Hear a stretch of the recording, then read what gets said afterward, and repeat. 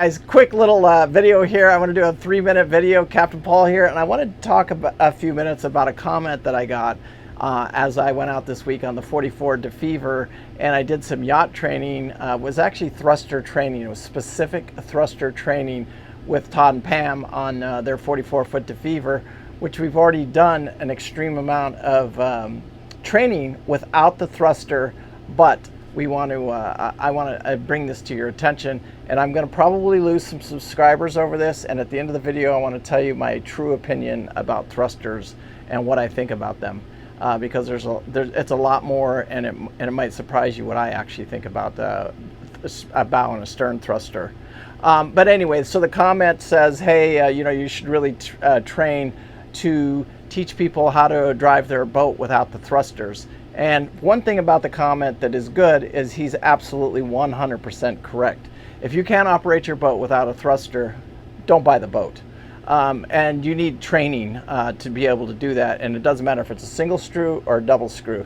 And the most maneuverable boat that you can buy, especially you guys that do have a little bit of money, is a twin screw with twin thrusters. There's nothing more maneuverable than that particular boat. Oops.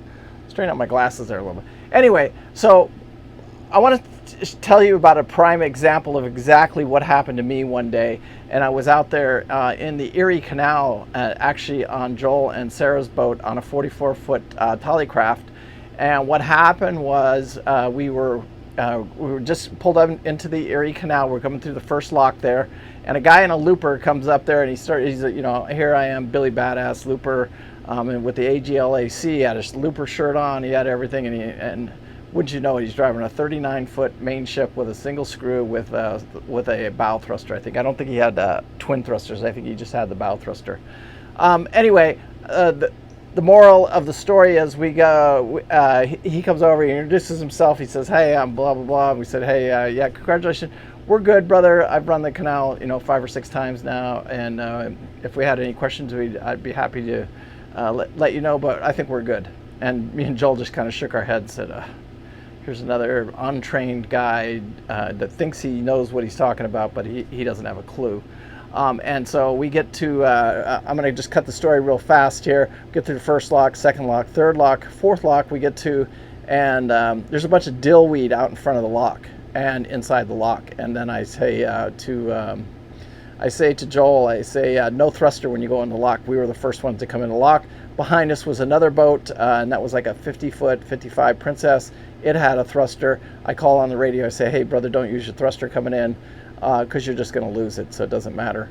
And he says, yep, I understand, I see it, I'm good. The sailboat behind him, same thing. I said, brother, come in, you're going to have to come in with your stick, and no thruster. And he goes, yep, I get it, thank you. And then the guy in the 39 main ship, he's the fourth one in the lock, and he says, I call him on the radio, I say, hey, look, no thruster when you come into the lock. And he goes, okay, thank you. So the 3 boats are tied off. We're all on the starboard wall, and he has the option, the 39 main ship, he has the option of going on the last boat behind the sailboat or on the port wall, and he has the whole entire 300 feet of the port wall to land his boat on.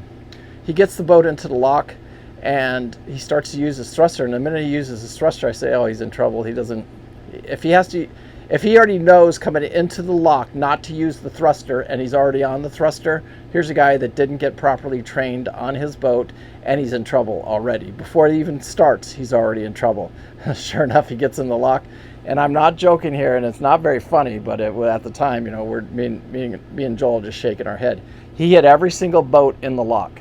He hit Joel's boat, he hit the big Princess behind us, and he hit the sailboat. And when I say he hit us, we were able to push off his rails, or take our push sticks and keep him from actually hitting the boat. But if we hadn't used those sticks, he would have definitely hit us. But he hit everything in the lock except the 300-foot wall on the port side. His wife is screaming.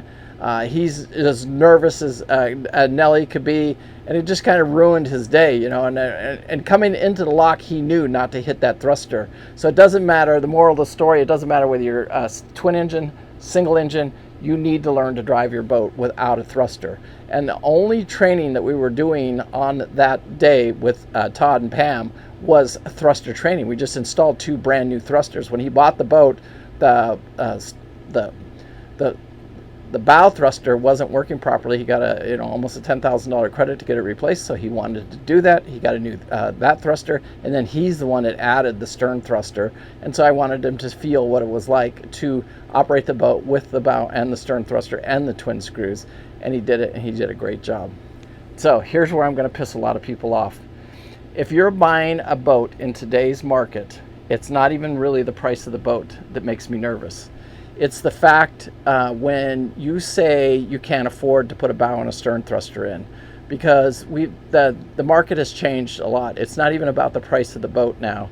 It's about after you buy the boat. And I was talking to actually Steve, and he says to me, hey, a real man doesn't use thrusters. And I said, no, that's not a real man that doesn't use thruster. It's a poor man that doesn't use thrusters. Because if you have, when you're driving a boat, it's just like looking at your weather, you're looking at your maps, you're looking at everything. You have everything that you can afford to have to help you with navigating that boat. Same thing with docking the boat.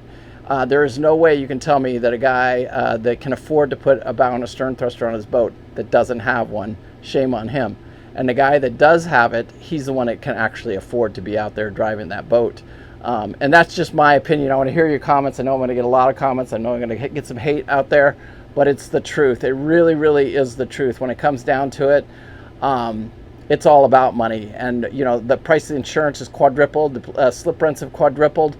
The price of getting somebody to work on your boat has quadrupled. And if you're struggling to pay for those thrusters, then maybe you should rethink even buying a boat. And that's just my opinion. Because the reality of this world, I'm going through this Hatteras right now, and the 65 Hatteras I'm getting ready to take through the Panama Canal, and we're doing just my engine room bill alone. I just went over the bill with the mechanic is over $200,000. It's over $250,000, and that's at $200 an hour. So just be prepared, know what you're getting into, and really, really think about it. Anyway, peace out. Remember, live life with no regret. I do. And you can be on a budget, but you got to have a budget. I've always said that. Anyway, peace out. Thank you guys so much for watching. And the haters will hate, and the lovers will love. God bless, and thank you guys so much for watching. I appreciate it. Bye.